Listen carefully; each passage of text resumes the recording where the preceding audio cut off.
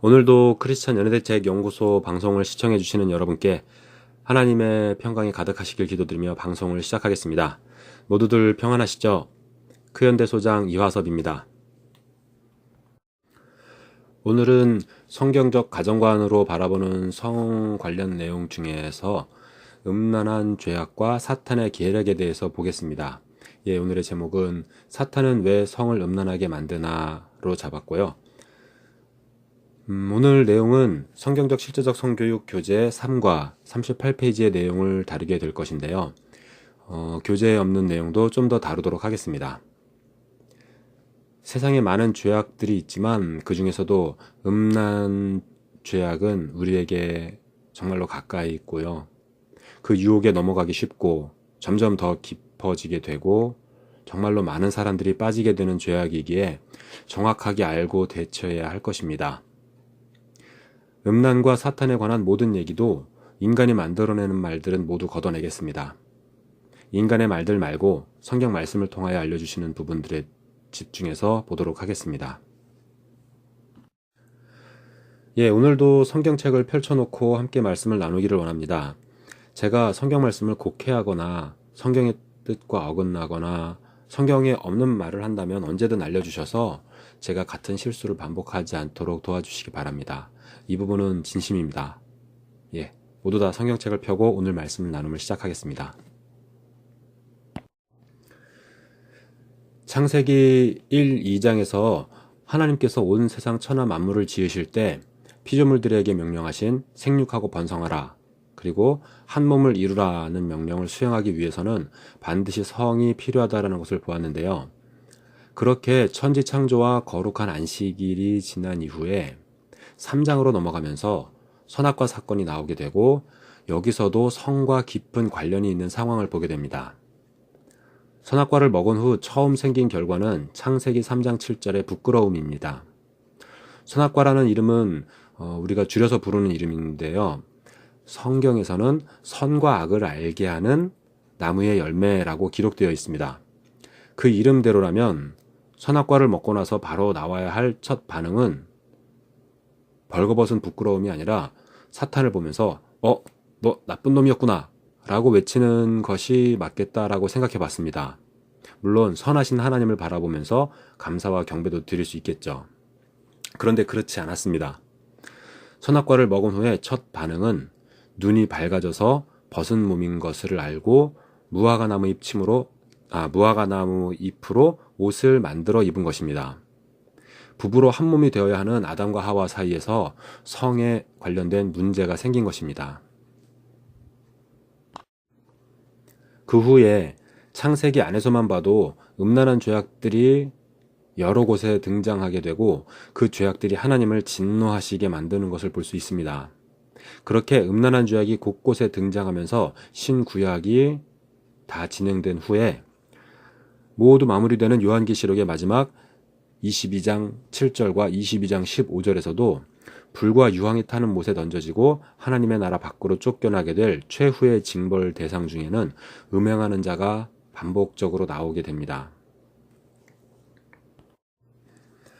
이처럼 성경의 시작과 끝에는 음란 죄악이 선명하게 나오는 것을 보면서 성경적 실제적 성교육 교재의 38페이지에 있는 음행, 간음, 죄악의 결과는 무엇일까요? 라고 하는 부분을 보도록 하겠습니다.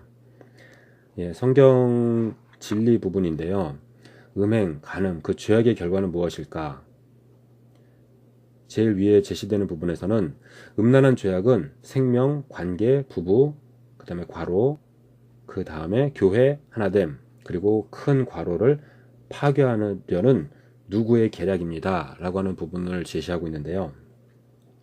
음란한 죄악은 생명을 파괴하고 관계와 부부를 파괴하면서 가정을 파괴한다는 부분을 강조하고요.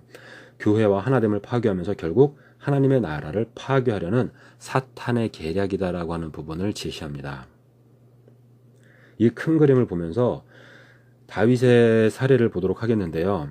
성경에서 음란한 범죄를 저지른 경우가 참 많지만 일단 다윗, 정말로 하나님의 마음에 합하다라고 말씀하셨던 그 다윗이 옥상을 거닐다가 목욕하는 밧세바를 보고서 그녀와 동침하고 남편 우리아를 죽게 만든 일이 여호와 보시기에 악하다라고 사무엘하 11장에 나오게 됩니다. 근데 그 죄악을 그냥 그렇게 악했고 그거에 대해서 다윗이 회개하고 한 번의 징벌을 받으면서 끝났느냐?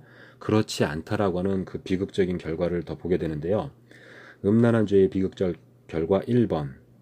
다윗의 죄로 인해 다윗의 집에는 칼이 떠나지 않을 것이고 아내를 빼앗길 것이고 아들들이 죽을 것이라는 징벌을 받게 됩니다. 밧세바가 다윗으로 인해 낳은 첫째 아들이 7일 만에 죽는 것도 다 같이 사무엘하 12장에 나오게 되죠. 그리고 나서 음란한 죄악의 결과는 거기서 끝나지 않고 다윗의 아들 암논이 이복 누이 다말을 연모하다가 강간을 했고 2년 후에는 이복 형제 압살롬이 암논을 죽이는 사건이 발생하는 것이 사무엘하 13장에 나오게 됩니다. 그리고 여기서 끝나지 않습니다. 음란한 죄의 비극적 결과 3번은 그슬로 도망하였던 압살롬이 반역하여 다윗을 죽이려 쫓아다니게 되었고 압살롬의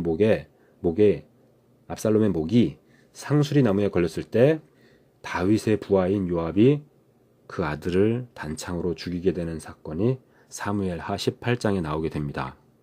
결국 그 아들이 다윗의 부하의 손에 죽게 된 거죠. 정말로 이런 일들이 우리의 일들이 되지 않기를 정말로 간절히 기도드립니다. 그리고 나서 요한계시록에 보면은 7교회에 대한 이야기가 나오죠. 7교회 중에서 두아디라 교회가 음행하는 죄를 저질렀음을 책망하시면서 회개하지 않으면 질그릇을 깨뜨리는 것처럼 사망에 이르게 할 것이니 반드시 회개하라고 경고하는 말씀이 나옵니다. 두아디라 교회가 음행하는 죄 이외에 다른 것은 짓지 않았을까? 그런 것은 성경에 나오지 않으니까 자세한 부분은 알 수 없지만 음행하는 죄에 대해서 성경은 계속 회개하라고 경고하고 있는 부분이 많습니다. 이 음란하고 패역한 세대야 세상을 악하다라고 부를 때도 음란하고 패역한 세대라고 하는 음행에 대한 부분을 명확하게 짚는 경우가 많습니다. 음행, 간음의 죄악은 질그릇을 깨뜨리는 것처럼 사망에 이르게 되는 것이 하나님의 뜻이라는 부분을 우리 성경적 성교육 교재에서 제가 정리를 해놨는데요. 그렇게 그 부분을 보도록 하겠습니다. 음란한 죄악은 우리가 여러 가지 징벌을 받는 것도 두려울 수 있겠지만 우리가 하나님에게로부터 멀어지게 하고 하나님을 알지 못하게 한다는 사실이 가장 두렵고 가장 근본적인 문제라고 생각합니다. 이런 내용은 인간의 말이 아닙니다. 성경에 명확하게 기록된 말씀입니다. 호세아서 5장 4절 그들의 행위가 그들로 자기 하나님에게 돌아가지 못하게 하나니 이는 음란한 마음이 그 속에 있어 여호와를 알지 못하게 하는 까닭이라 라고 기록되어 있습니다. 여호와를 아는 것은 정말 중요한 문제입니다. 하나님을 알지 못하는 자는 영생에 이르지 못한다고 요한복음 17장 3절에 기록되어 있습니다. 음란한 죄악에 빠질 때 인간 사이에서 부끄럽고 하나님 앞에서 두려워지는 것은 아담과도 똑같고 우리의 모습도 바로 그러합니다. 결국 하나님을 알지 못하게 만들려는 사탄의 계략이라는 것을 보아야 합니다. 음란한 죄악의 문제는 단순히 개인의 문제가 아닙니다. 생명과 관계의 문제이고 성도의 문제이고 가정의 문제이고 교회의 문제이고 하나님의 나라를 공격하고 있는 문제입니다. 음란한 죄악을 자신의 죄악으로만 보면서 부끄럽고 수치스러운 마음을 가지고 점점 하나님을 피하게 되는 것은 사탄이 원하는 계략입니다. 하지만 하나님의 나라를 공격하는 사탄의 계략임을 명확하게 보게 되면 부끄럽고 두려운 마음과 죄악은 십자가의 보혈로 모두 씻어낼 수 있고 사탄을 향해 거룩한 분노로 맞서 싸울 수 있게 됩니다. 그렇게 사탄의 계략을 파괴하는 것이 우리가 죄악에서 벗어나 정결해지는 가장 확실한 방법입니다. 사탄은 계속 집요하게 공격을 하고 있는데 그 음란 죄악을 우리 내면의 문제로만 여기면서 탄식하는 것은 문제를 근본적으로 해결할 수 없는 길입니다.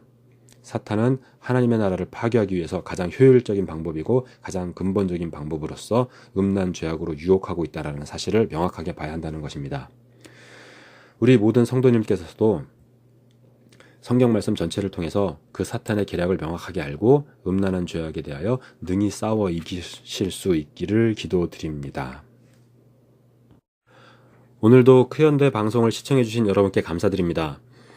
우리 모두에게 하나님 나라의 평안이 가득하길 기도드리며 오늘 방송을 마치겠습니다. 저는 크리스찬 연애대책연구소 소장 이화섭이었습니다. 감사합니다.